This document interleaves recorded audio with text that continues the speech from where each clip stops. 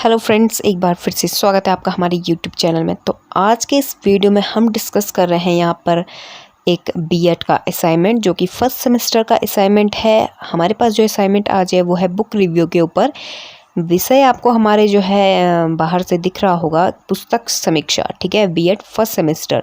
यहाँ पे मैंने जो है अपने कॉलेज का नाम छिपाया हुआ है, तो इसलिए मैंने यहाँ पे लिखा है right your college name here. Okay, decoration आप देख सकते हो, आप किसी भी तरह से डेकोरेट कर सकते हो। यहाँ पे मैंने फ्लावर का यूज़ किया है, जो कि मैंने क्राफ्ट के कटिंग की हुई है।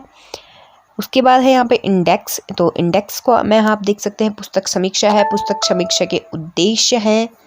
ठीक है, उसके बाद पुस्तक समीक्षा के उद्देश्यों के वर्गीकरण है, इसी तरह से प्रारूप है, कैसे लिखें, ये सारी चीज़ें हमारे जो है बुक रिव्यू के अंदर आती हैं।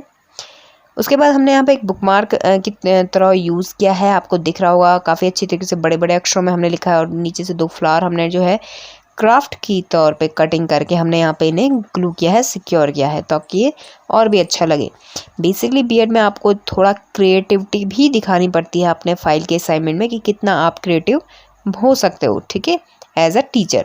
तो यहाँ पे पुस्तक समीक्षा कोई ना कोई आपको जो है सब थीम रखना होता है। यहाँ पे मैंने एक बुक का थीम रखा है, क्योंकि ये पुस्तक की समीक्षा की जा रही है, तो इसलिए मैंने एक बुक को बनाया हुआ है थीम बेस्ड बना करके, और इसके अंदर मैंने जो है अपना कंटेंट लिखा है कि पुस्तक समीक्षा लिखकर आप किसी पुस्तक पर अपने विचार प्रकट कर सकते हैं कि वह अच्छी है या बुरी, या इस पुस्तक को लेकर आपके क्या अनुभव है। इसके अलग कोई भी व्यक्ति उसको पढ़ना चाहेगा तो वह आपकी पुस्तक समीक्षा पढ़कर उस पुस्तक के बारे में विचार बना सकता है।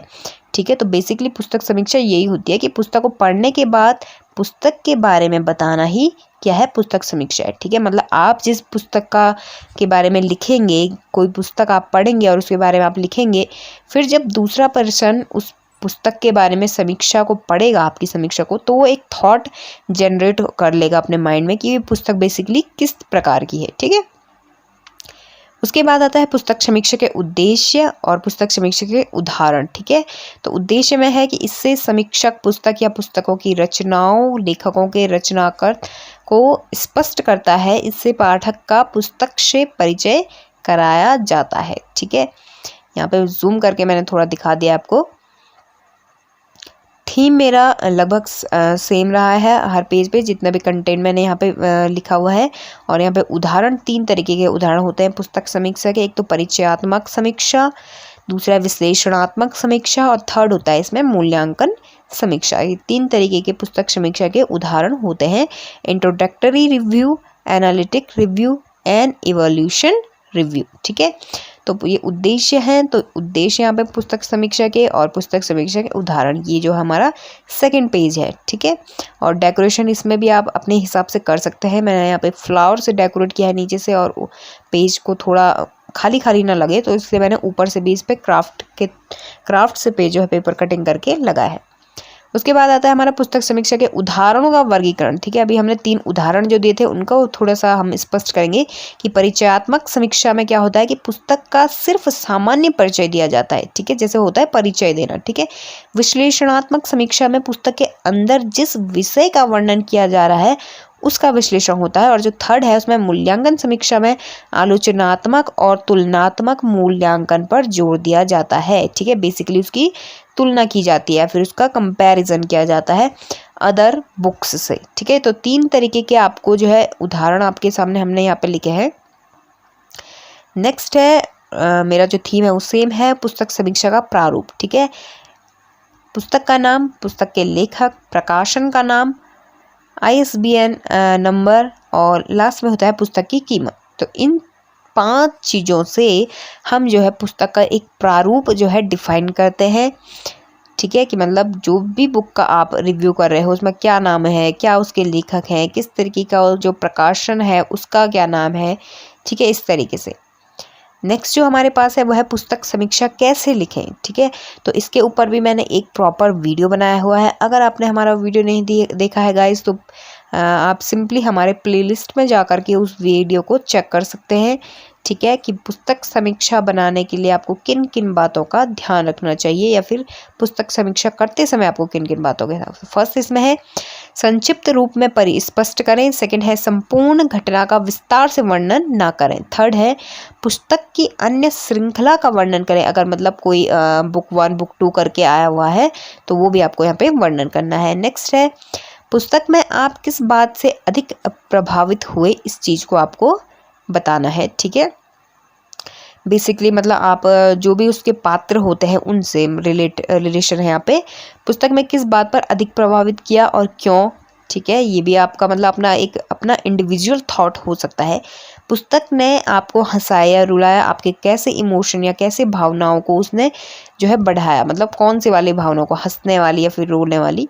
कौन से पात्र आपको वास्तविक लगे। ठीक है, 2 तरीके के पात्र हो सकते हैं, या तो वास्तविक होंगे या फिर काल्पनिक होंगे। मतलब तो आपको कौन सा ऐसा पात्र लगा जो रियली में आपको लगा कि हाँ यार ऐसा हो सकता है, मतलब। ठीक है, 8th पॉइंट है दृश्य किस प्रकार के थे, रहस्यात्मक, रोमांटिक या आनंदपूर्ण। तो यहाँ पे 3 तरीके के हमने दृश्यों को वर्णन किया है, तो कौन किस प्रकार के थे वो चीज़ आपको मेंशन करनी है कि मतलब जो कहानी थी या स्टोरी थी वो क्या चीज़ पर थी बेस्ड।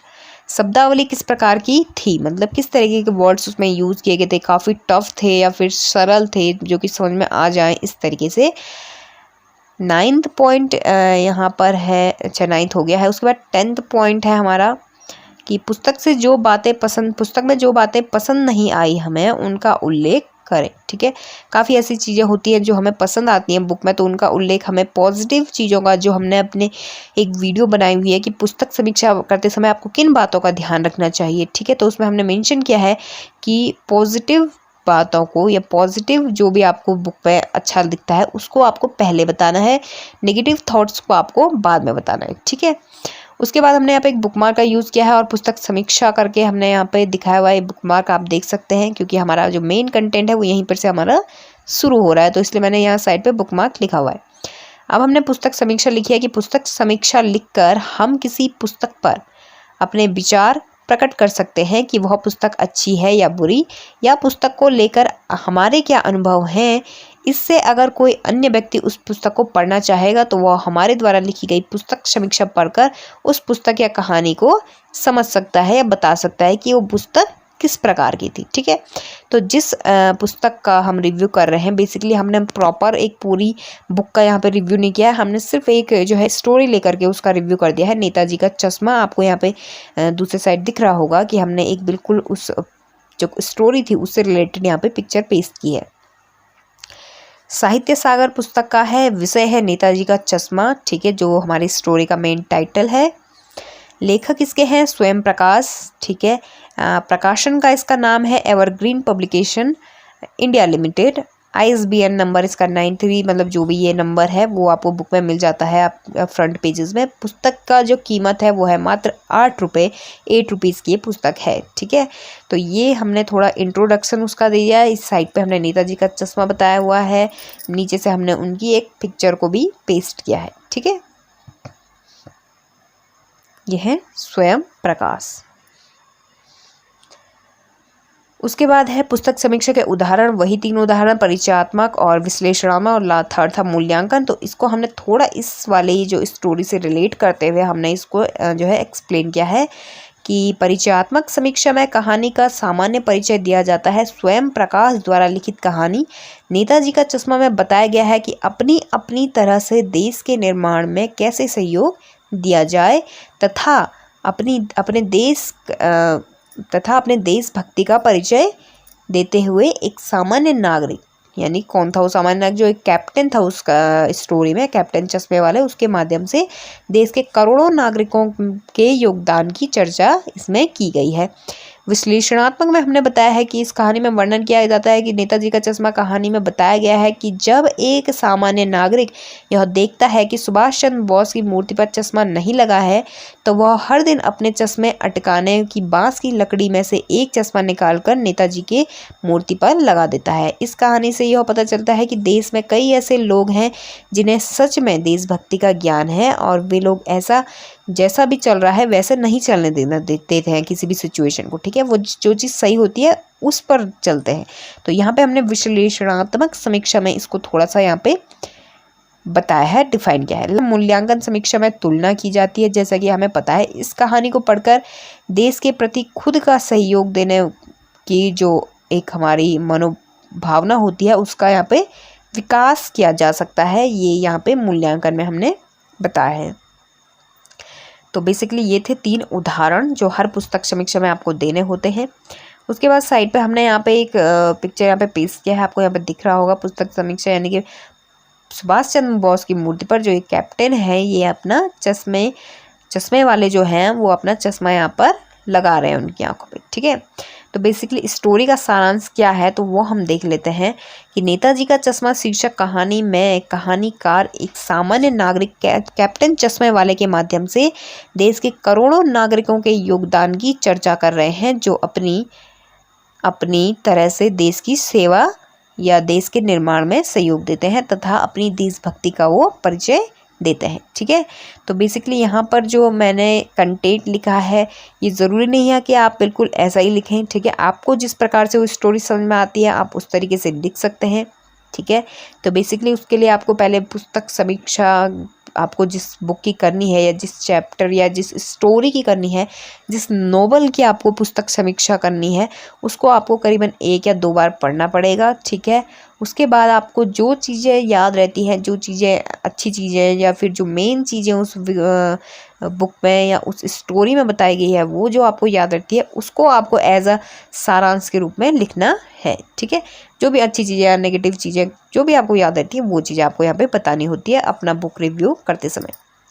फिर है कहानी से संबंधित प्रभावी बातें, तो कौन सी है? स्वयं प्रकाश द्वारा लिखित कहानी नेताजी का चश्मा में सबसे प्रभावित करने वाली बात तब दिखी जब नेताजी की मूर्ति पर हर दिन नया चश्मा लगाने वाला कैप्टन चश्मे वाले की मृत्यु हो गई, किंतु नेताजी की आंखों पर चश्मे लगाने का सिलसिला जो है वो खत्म नहीं हुआ। उसी गांव के बच्चों द्वारा बनाई गई सरकंडे की लकड़ी का चश्मा अब नेताजी की मूर्ति पर लगा तो यह इस कहानी को एक सुखद अंत की ओर मोड़ देता है कि मतलब जो एक सिलसिला था वो वहीं पर नहीं रुका सिर्फ कैप्टन चश्मे वाले पे। तो उनको देख करके जो वहाँ के बच्चे थे उन्होंने वो चीज़ सीखी और उन्होंने भले अपने लकड़ी से उनका चश्मा तैयार किया पर उन्होंने एक तैयार किया, ठीक है। मतलब ऐसा नहीं है कि जो है कैप्टन चश्मे वाले की मृत्यु के बाद जो है उनकी आंखों पर चश्मा नहीं लगा।